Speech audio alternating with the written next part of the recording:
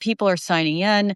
Welcome to our Substack live today. We have a guest I'm really happy to meet in person. I've spoken with him before. Matt Gertz is a senior fellow at Media Matters. He's been there since 2007, so he knows whereof he speaks. His work now focuses on the relationship between the right-wing media and Trump's Republican Party, news coverage of politics and elections, and media ethics. His writing on the Trump-Fox feedback loop has appeared in the Daily Beast, HuffPost, NBC, Politico, and he's discussed his analysis on CNN, MSNBC, NPR, and Comedy Central. And he graduated from Columbia University, which is just down the street from me here. So, Matt, welcome. And I just want to say, not to be confused with the other Matt in Florida, who you are occasionally confused with on Twitter, I think. It has happened from time to time, yes. Yeah. So anyway, Matt does an excellent work. He's one of a small group of people who I like to follow on matters concerning, especially concerning Fox. He's one of the people who keeps an eye on it. I mean, that is a Sisyphean task, an odious task sometimes, and you keep your eye on what they're doing, and we really, really, really appreciate it. I met you telephonically when I was doing a story about the Trump election in 24, and it was before the election. We were pre-writing it in case he won. I had drawn the short straw of writing that article. If he won, it would run, and unfortunately, it did run. But we talked about what might happen if he won in terms of the media and the industry, and I'll always remember that you predicted exactly what was going to happen with the corporations when I believe it was when ABC. I don't know why I'm hearing that little ticking noise. Excuse me. There we go. Um, do you guys hear a ticking? I do. No. You do? All right, hang on a second. Oh, I know what it is. All right, I fixed it. Sorry, technical difficulties here. Um, we anyway, you predicted that these corporations that own journalistic operations, uh, once challenged by lawsuits or just challenged in ways that the with state power would affect their profits, and the state power directed at the First Amendment and directed at these journalistic operations, that they would uh, put profits over the First Amendment, put profits over speech, and that is exactly what happened. So I just want to start by maybe we can talk a little bit about how were you at all surprised by the speed with which that started to occur? Did anything about it surprise you? I would say the speed at which the media magnates have folded has surprised me a little bit, and only because Trump attempted a lot of the same strategies during his first term. I mean, he is in pursuit of what I would call the urbanization of the American media. He wants as much of it in the hands of people who are his supporters as possible. And he is very willing to use state power in various ways to make that happen. When he tried things like that during his first term, when he attacked the Washington Post owner, Jeff Bezos, and tried to kill a big deal that Amazon had with the federal government, when he attempted to squeeze a potential merger of CNN's parent company using antitrust law. Those companies fought back. They went to court, and because Trump's legal efforts are quite slipshod, they won. They succeeded. They got the mergers. They got the deals that they wanted. But you have to show up in court and really like actually fight. for your rights, for the First Amendment, and for those business deals. And this time around, what we're seeing is they're folding instead. So if you look at the Washington Post, where my wife used to work, they had Jeff Bezos intercede with the editorial page to kill an endorsement of Kamala Harris late last year. First bad sign there. Mm-hmm. That was the first bad sign. It's been downhill from there. You have the sort of purge that's been underway in the opinions section, which is basically becoming a kind of second tier Wall Street Journal editorial page at this point. It doesn't seem to be very successful for the paper. Their subscriptions are down, their page views are down, but I haven't heard I haven't heard the president criticize the Amazon Washington Post in quite some time. So Jeff Bezos, I guess, is getting what he wants out of that. I do want to interject something. Your wife isn't there anymore. Is that she is not? She took the buyout.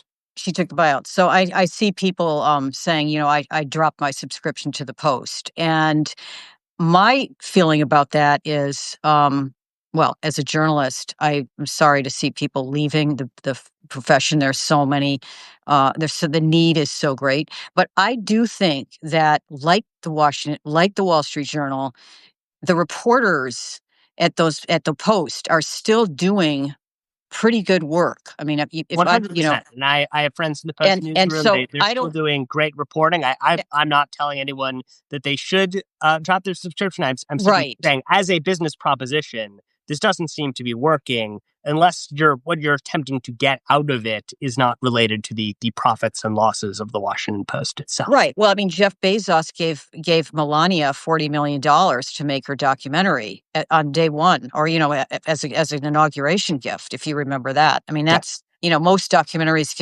the best ones get made for $5 million. And the producers out in LA cannot understand what that producer, what's his name? The guy that she hooked up with, who was hiding out in Israel after his Me Too thing. Anyway, they don't understand how he can use $35 or $40 million to make a documentary, but apparently it's coming out. But that's what he was. I mean, that's Bezos. 40 million is a nickel to him. But it's unfortunate that people, I think, are ditching the Post. Just remember, you still can read you can still read the Wall Street Journal. It's a Murdoch paper. It's run by Murdoch. The Wall Street Journal op-ed page is ridiculous, although not a bad idea to dip into it every once in a while to see what logistical acrobatics they're pulling to keep supporting this. But the reporters are doing amazing work. So, and I'm sorry, I interrupted you because Bezos and the Post are hardly the only example of what's happened here, right? I mean, we have major networks. Yes. So you have payments that have been made from ABC to Donald Trump, a settlement there. You had another settlement with CBS News. And in the second case in particular, very obviously made because Donald Trump was exercising state power using the Federal Communications Commission to prevent its parent company from going through with its merger until such time as that payment was made. It's more or less a bribe directly, though the eventual owner of CBS News and of Paramount is now David Ellison, who is the son of one of Donald Trump's friends, Larry Ellison, another of the sort of mega oligarchs in this country at this point. And Trump is now saying very nice things about at least the ownership of CBS News, and they've gotten off his sort of shit list, so to speak. And they have hired Barry Weiss to I believe, move the network towards the right. And that they can therefore expect some regulatory benefits rather than punishments from the Trump administration. Now you have a situation where David Ellison is trying to buy CNN's parent company. And I saw a report yesterday that he is not worried about needing to overpay for that company because he thinks that Donald Trump's regulators will wave his merger idea through and will squelch one from anyone else. So, I mean, it's pretty basic, pay to play for regime favored media owners at this point. And I think that's a really scary thing. I think you put that together with, the suborning of Bezos, of the LA Times, which has had a sort of similar, though less high profile situation with its owner. You put it together with public media getting all of its funding pulled from the federal government over the last few months. And the efforts at the White House and the Pentagon to try to replace credible reporters in its briefing rooms with sort of MAGA shills, you're moving towards a direction in which it's just harder to get credible information and harder to, have news outlets that you can trust. It's almost like they're the Foxization of these once objective, or at least supposedly objective, major uh, broadcast outfits. What I don't understand about the CBS agreement, I do get that they were trying to maintain their Sherry Redstone wanted to sell, and they wanted to have that deal go through. But the basis of the allegation, I think, was easily winnable. Yes, Right? I mean, absolutely. Stephanopoulos has said what the judge said. I think he actually was quoting the judge The when he the said sexual Stephanopoulos assault. the Stephanopoulos one is the Oh, sorry, ABC that's one. They ABC. also Sorry, ABC. It's the 60 CBS minutes. one was even crazier. The Okay, CBS well, one so I'm sorry, is I'm getting them mixed up because yes, yeah, it's the CBS 60 Minutes thing yes. is outrageous, because I think what they wanted was that raw footage of Harris to have been not edited at all, and to be aired against all practice of all producers everywhere. And I don't understand how they could scare them with that threat when Fox News does that all the time. And Fox News actually they utter provable falsehoods every night. What that's what Waters does. I mean, Jesse Waters is making stuff up. So explain to the people who are listening here what it is that allows Fox to get away with that, and no Democrat has ever successfully sued them on the over that kind of thing. Yeah, it'll At be least interesting to see. Except for Dominion, which Well, isn't a Democrat, which is now right. apparently owned by Republicans, but So it's a couple um, of different things. I mean, one part of it is that they absolutely would have lost at trial. There's like a 0% chance that they could have actually succeeded with what was a $20 billion defamation lawsuit, which argued that the editing of a Kamala Harris interview was unfavorable to Donald Trump. Like, that doesn't make any sense on a fundamental level, but it didn't have to, because all they had to do once, like, if Trump had lost the election, uh, the lawsuit would have gotten killed incredibly quickly, like so many of Donald Trump's media lawsuits have in the past. But what happened was, once he was in office, once he had installed Brendan Carr as the chair of the FCC, um, the the lawsuit was just a sort of a way to extract some money out of the network and the parent company. Which they were willing to do because Brendan Carr was holding up that merger. He was basically saying, I'm not saying publicly, but it was clear to everyone watching that there was no way that merger was going to go through until such time as, the lawsuit had been settled.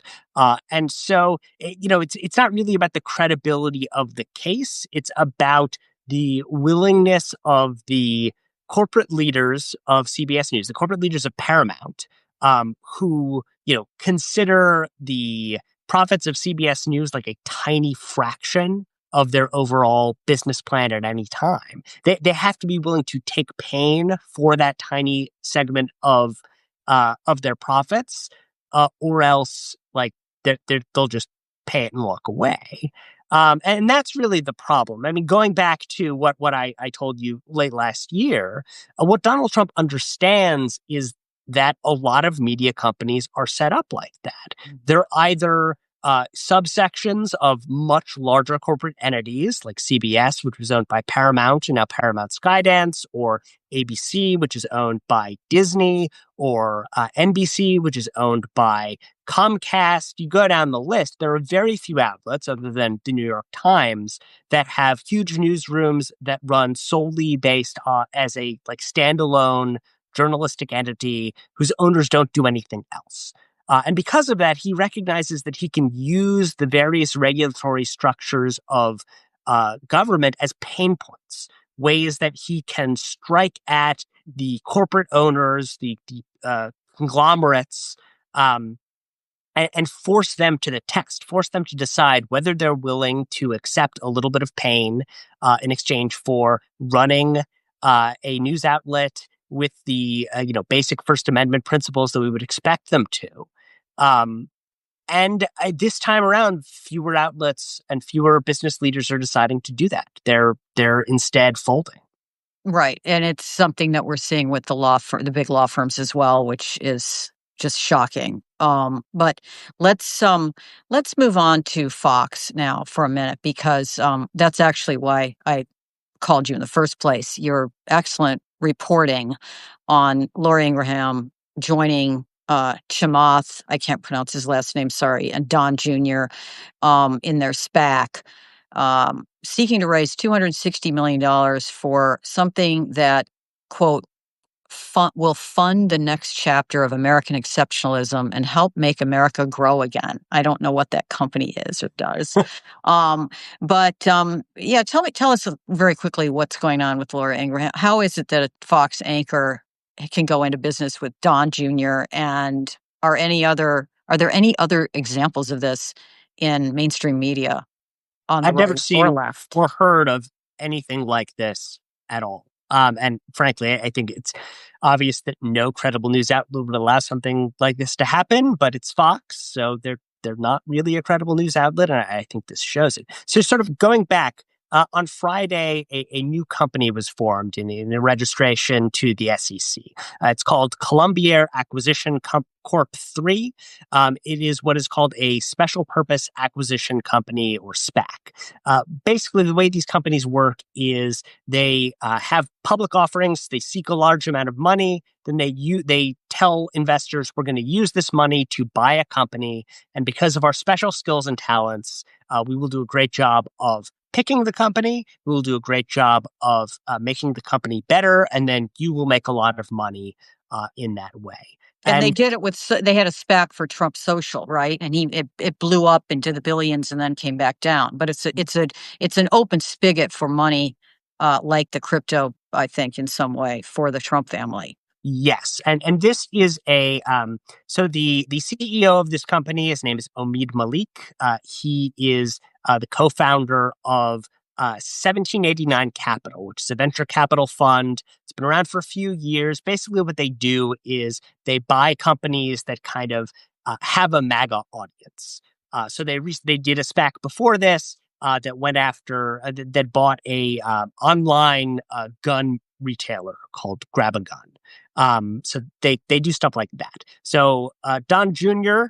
Joined that company late last year after the election. They have since become a very large and well capitalized venture capital firm.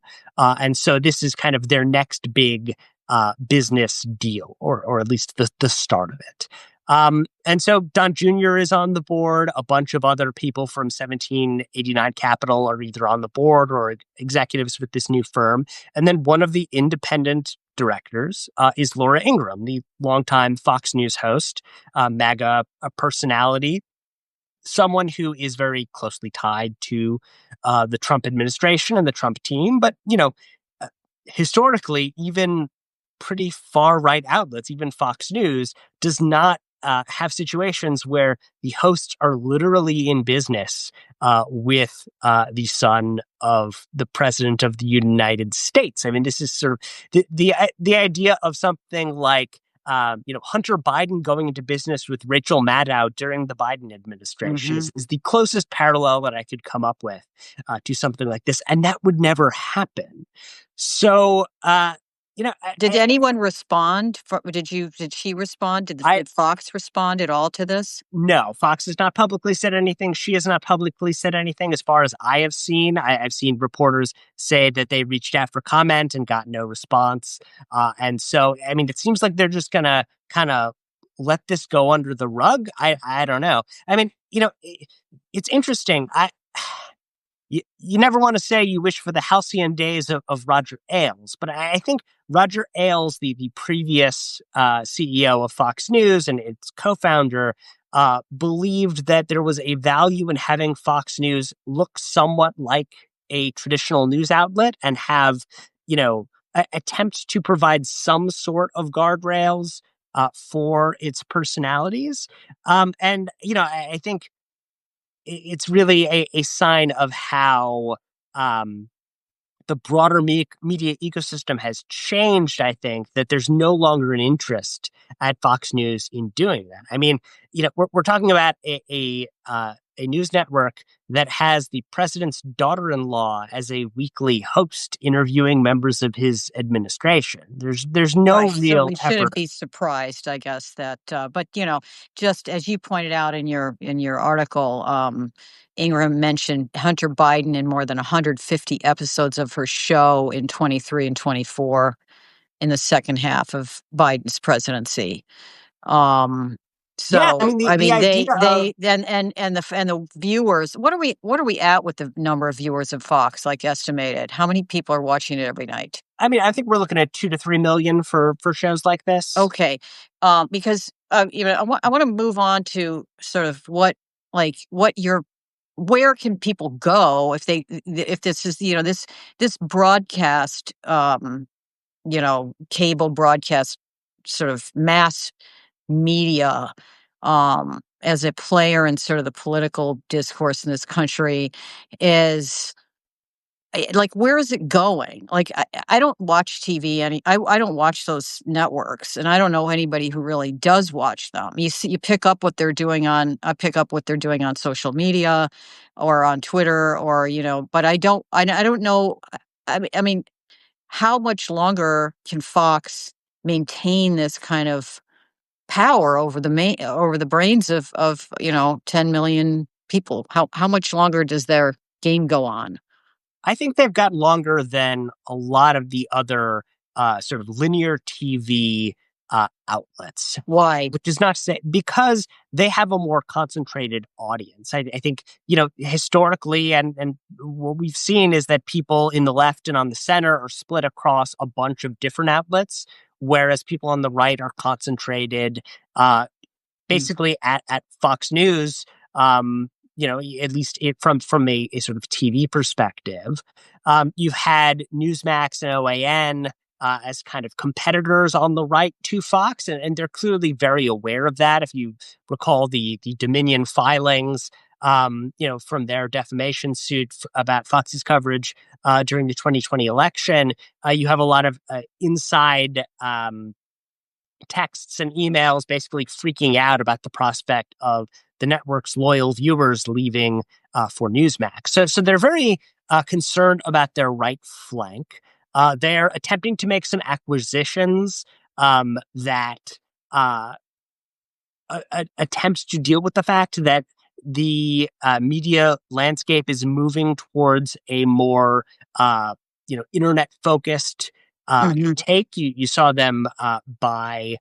They bought up some smaller right wing publications that are sort of popular online on YouTube, that sort of thing. The Ruthless podcast is now sort mhm. of under their thumb, and so they're trying to react to this environment. But the market for linear television is just bad. That's Right. the sort of the underlying problem.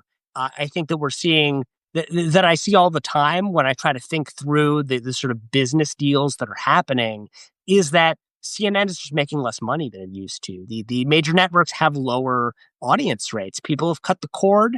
Mhm. And the result of that is, there's just less money to be made in that field.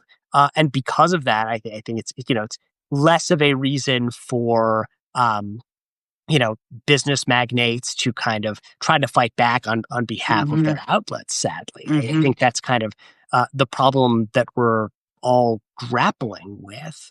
Mhm. Um, I think what we're seeing right now is, I think, a flood of new media. There's a lot of new independent journalists. There's a lot of action happening on Substack, both independent creators, larger outlets that are having good success.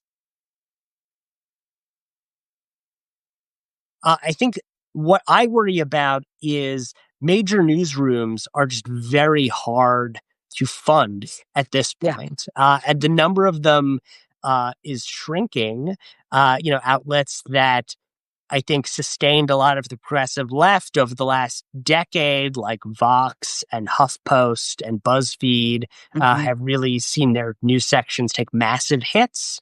Now you have the kind of oligarch problem that looms over some of the more traditional media newsrooms as well. And no one's really figured out a way to fund basic news gathering at scale. Mhm. Um, in this current environment. There's a lot of great commentary, there's a lot of great analysis, but news gathering's just been a tough nut to crack. And Mhm. that is what I worry about the most, especially now as we see efforts by the administration to turn the White House press corps, and in particular the Pentagon press corps, into a sort of chorus of propagandists. Yeah, let's talk about that very quickly because I think uh, did you see that coming? The Pentagon, what they did there? Did you see that coming at all? And Yeah, I and mean, for I for think what people we. who aren't paying attention, I mean, I assume everybody knows what we're talking about, but Hegseth's Hegseth ordered what a 21-page orders of what the ways that reporters could do everything from park to talk to sources. And all the media walked out when they tried to get them to sign this agreement. And then in returned or came, or I guess they invited in Posobiec and Gateway Pundit and OANN and even Mike, the Pillow Guy's TV network is now a Pentagon correspondent. So they packed it back up with these in Epoch Times. They Infowars this morning I saw. Oh my God. Yeah. So talk to me about that. What I mean, what's happening there? Who You're in Washington? Can reporters still cover it from outside the building? I mean, because that's what it is, right? It's either you're inside or you're outside the building.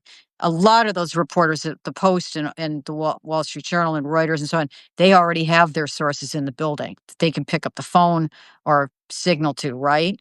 Yes. Yeah. I mean, That's not changed. I think they're, I think it's what we're seeing all over, right? I think reporters are still trying to do their best. They've got their sources. They're going to have a harder time building new ones.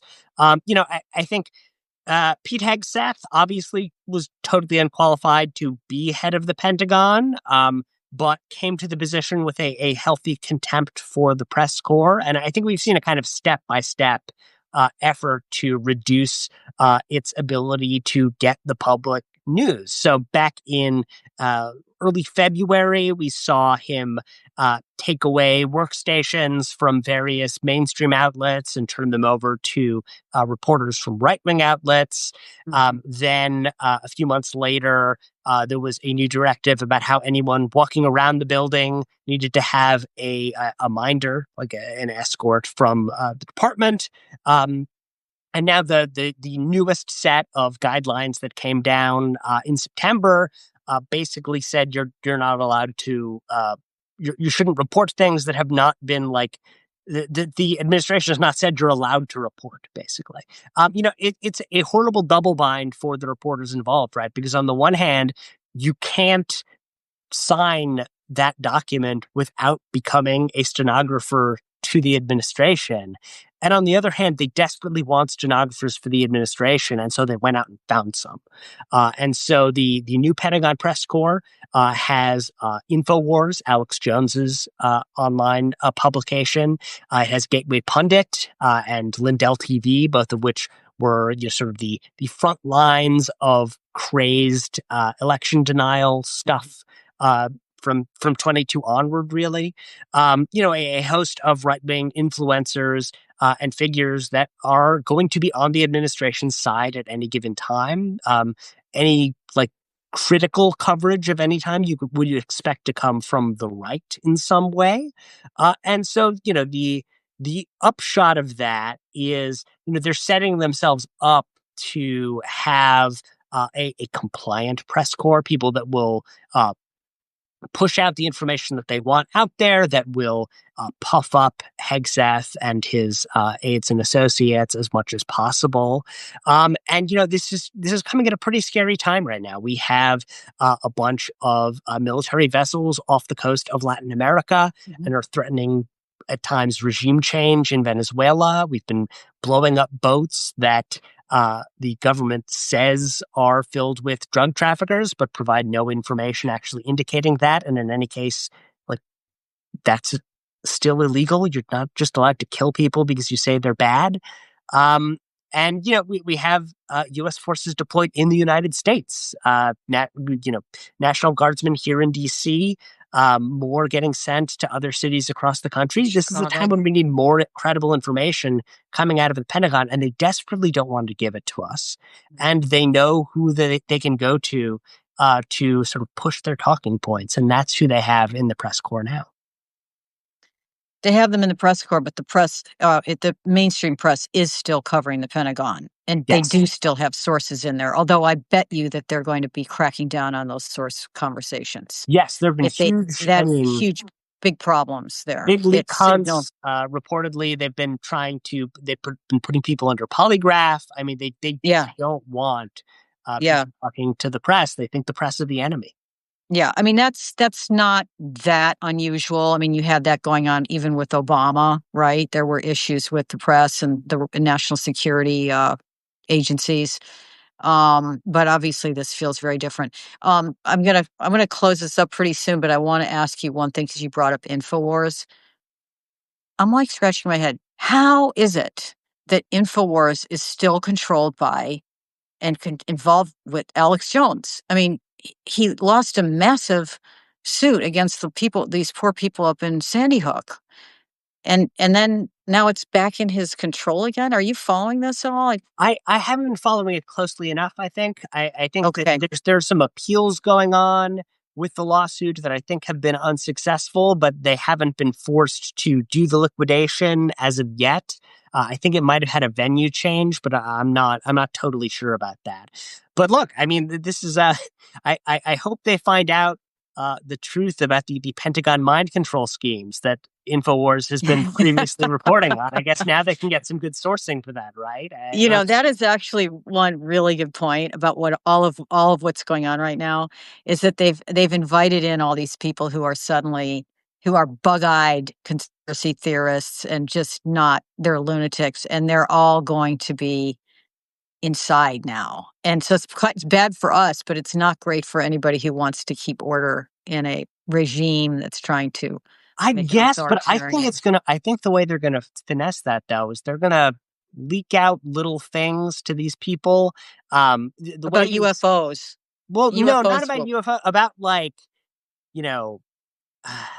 past military leaders who weren't on board with deploying troops on American cities, that sort of thing. They'll find ways to kind of try to turn that into a story about treason, more or less. I think it's similar to what we've been seeing coming out of DOJ and coming out of the information, the intelligence apparatus about various nefarious Obama era attacks on Trump. I think they're going to use the conspiracy theorists in their own way. And all of those outlets have pivoted to being like lockstep supporters of the regime, right? Like they're not still doing conspiracies about the government specifically, except the deep state elements of it, right? The kind of Well, and they haven't all released their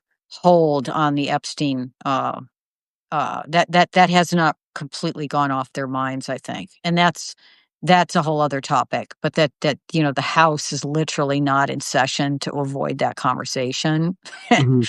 is a sign that it has not quite disappeared from their radar. Um, okay, well, Matt, I thank you so much for joining us, and I guess you have any like final positive thoughts, like Oh anything? God. Where could we, where could people get their information? I mean, Um, look, as I said, I think that there's a lot of great and independent reporters out there doing good work. I think there's a lot of new outlets that are sprouting up on Substack and elsewhere. And of course, you can always go to MediaMatters.org for all your crazed right wing media information.